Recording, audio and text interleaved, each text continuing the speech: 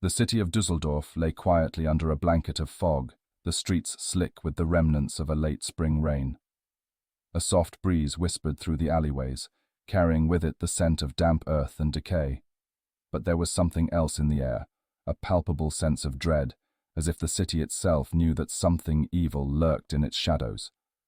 The year was 1929, and the residents of Dusseldorf were about to experience a reign of terror unlike any they had ever known. Peter Kurten, the man who would come to be known as the Vampire of Dusseldorf, had just moved to the city.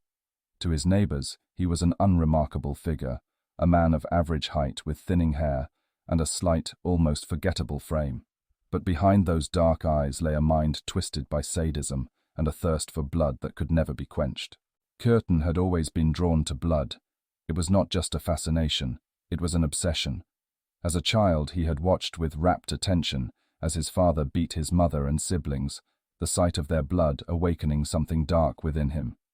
He began by torturing animals, taking pleasure in their cries of pain and the crimson life force that flowed from their wounds. But as he grew older, his twisted desires turned toward human prey. In Dusseldorf, Kurten found a city ripe for his particular brand of terror. The anonymity of the crowded streets, the transient nature of its residents, these factors combined to create the perfect hunting ground for a predator like him. And so, one cold February night, he set out to claim his first victim. Her name was Rosa Oliger, and she was just 8 years old. Kurten spotted her playing alone in a park as dusk began to fall. He approached her slowly, his heart pounding not with fear, but with anticipation. When he was close enough, he grabbed her by the arm and dragged her into the bushes. Rosa struggled, but Kurten was stronger. He covered her mouth to stifle her screams, then pulled out a knife. The first stab was deep, piercing her chest and filling his ears with the wet, sucking sound of steel against flesh. But it wasn't enough. Kurten needed more. He needed to see her blood, to feel it on his skin. He withdrew the knife and slashed at her throat, the blood spraying across his hands and face in a hot, sticky torrent. It was in that moment that Kurten felt truly alive, his senses heightened, his mind racing with pleasure. He watched as Rosa's life ebbed away, her small body convulsing in the final throes of death. But Kurten wasn't finished. Even after she had stopped moving, he continued to stab her, the knife tearing through flesh and bone with a sickening ease. When he was finally satisfied, he stood over her lifeless body, panting with exertion. But the sight of her blood-soaked corpse filled him with a sense of satisfaction, unlike any he had ever known. It was then that he realized what he truly was, a vampire, not in the supernatural sense, but a creature who fed on the pain, fear, and blood of others. With Rosa's blood still fresh in his mind, Kurten began to prowl the streets of Dusseldorf, his hunger for blood growing with each passing day. He knew that the city was large enough to hide his activities, and he took full advantage of its labyrinthine alleys and shadowed corners. It wasn't long before he found his next victim, a young woman named Maria Hahn. Maria was 23, with dark hair that fell in loose waves around her shoulders. She was walking alone one evening when Kurten approached her. He had learned to mask his true nature with a veneer of charm, and Maria was taken in by his smooth words and seemingly gentle demeanor. He convinced her to accompany him to a secluded area where they could talk in private. But as they walked deeper into the shadows, Maria began to sense that something was wrong. Kurten's grip on her arm tightened, and she could see the wild look in his eyes as he led her to a clearing surrounded by trees. Before she could scream, he had his hands around her throat, squeezing with all his strength. Maria's struggle only fueled Kurten's excitement. He reveled in the feel of her life slipping away beneath his fingers, the way her pulse fluttered and then slowed as he choked the breath from her lungs. But it wasn't enough. He needed more. Releasing his grip on her throat, he pulled out his knife and plunged it into her chest. The blood that spurted from the wound was warm and thick, and Kurten bent down to drink it, his lips pressed against her torn flesh. It was the taste of her blood that drove Kurten to a frenzy.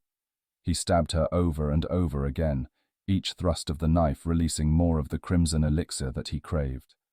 When Maria was finally dead, Kurten buried her body in a shallow grave, but not before taking a moment to admire his handiwork.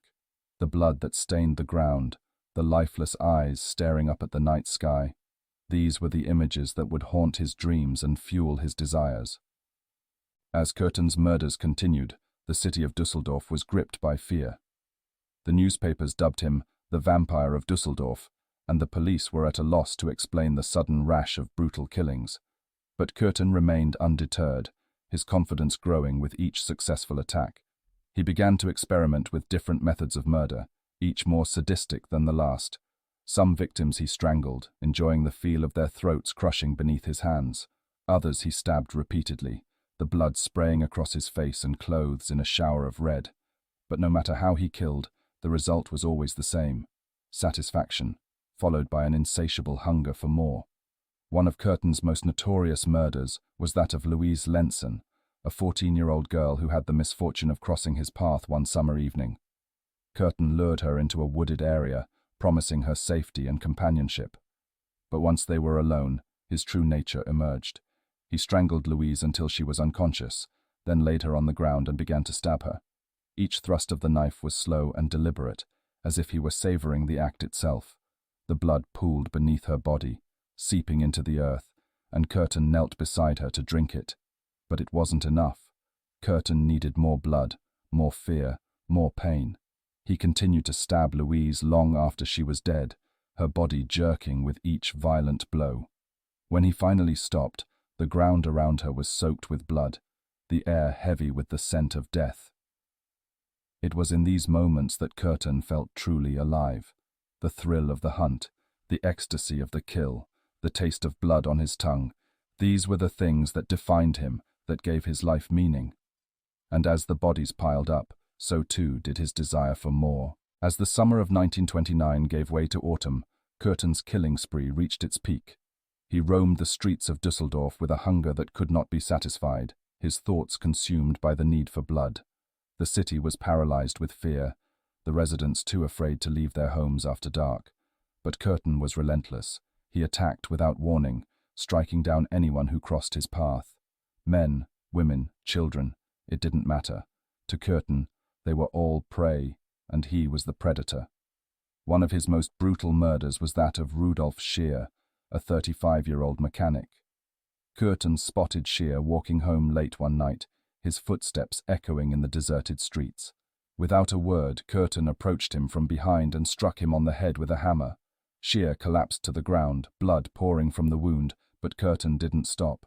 He continued to beat him, the hammer rising and falling in a relentless rhythm. The sound of bones cracking, the wet thud of flesh giving way, these were the symphonies that played in Kurten's mind as he bludgeoned Scheer to death. When it was over, Kurten stood over the body, his chest heaving with exertion. But even as he wiped the blood from his hands, he felt a gnawing emptiness inside him. The kill had been satisfying, yes, but it had not quenched his thirst. He needed more blood, more pain, more death. And so he continued to hunt, each murder more savage than the last. He slashed the throats of his victims, drank their blood, and left their bodies to be discovered by a terrified city.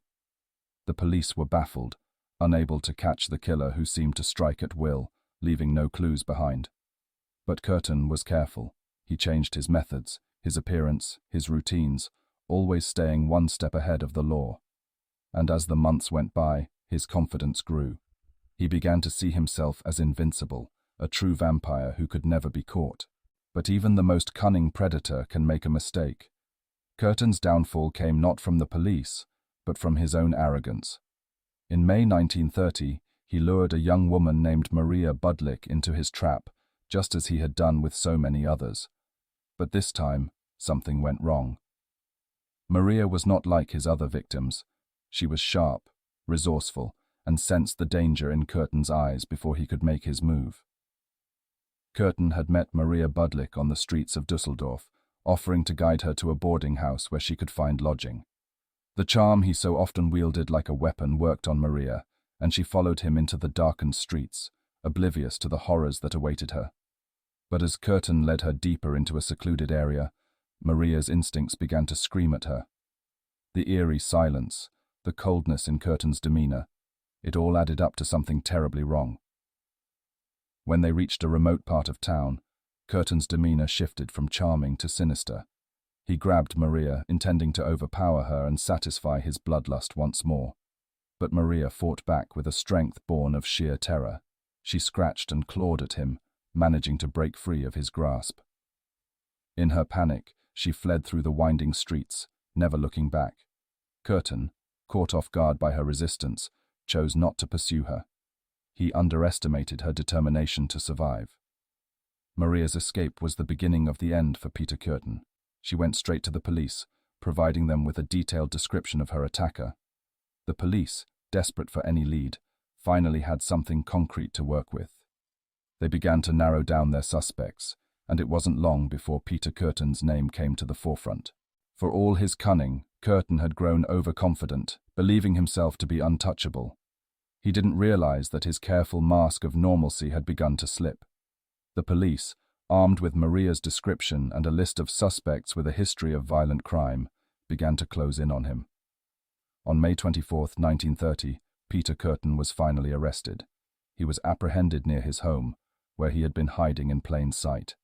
His capture sent shockwaves through Dusseldorf.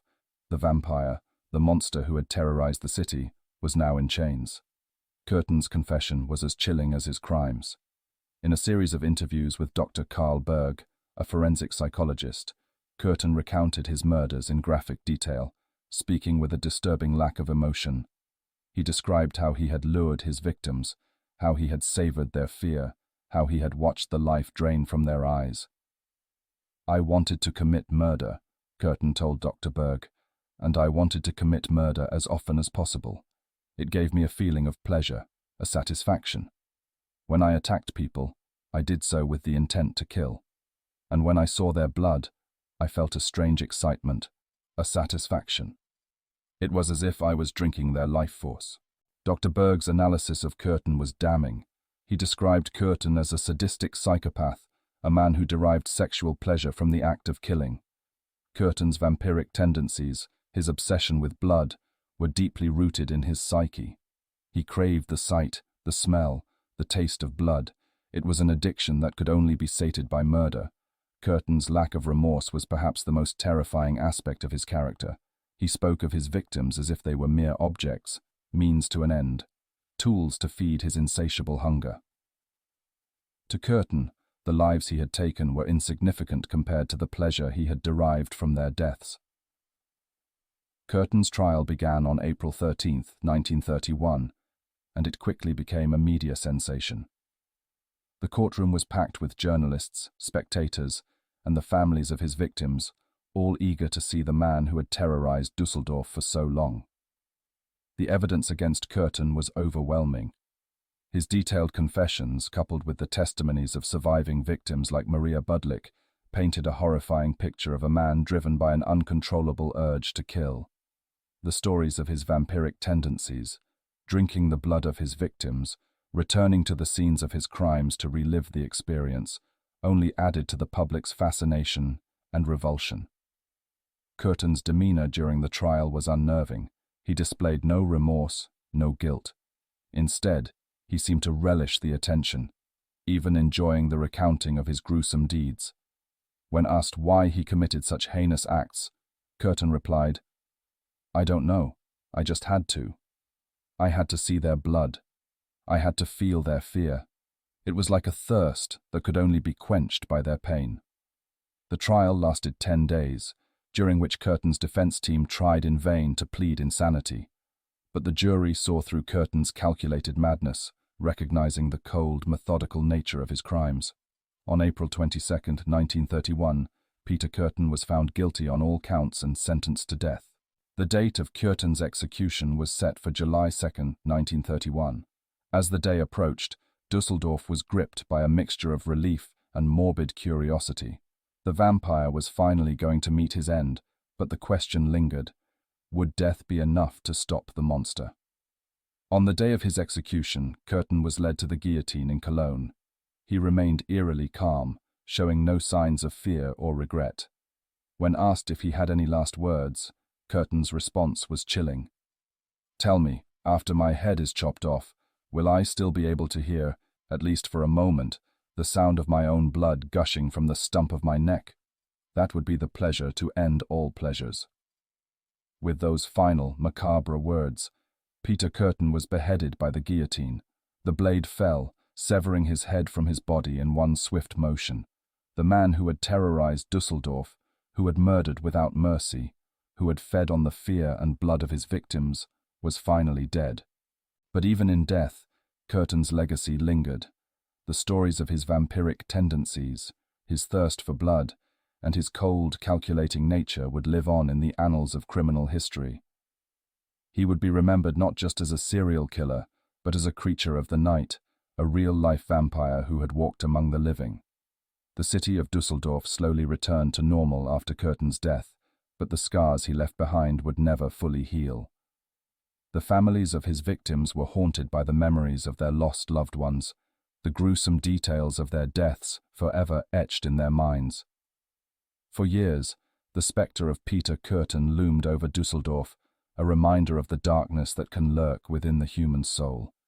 His crimes became the stuff of legend, the tales of his vampiric nature passed down through generations as a cautionary tale. But for those who had lived through the terror, Kurten was no legend. He was a nightmare made flesh, a monster who had walked among them, hidden behind the mask of an ordinary man.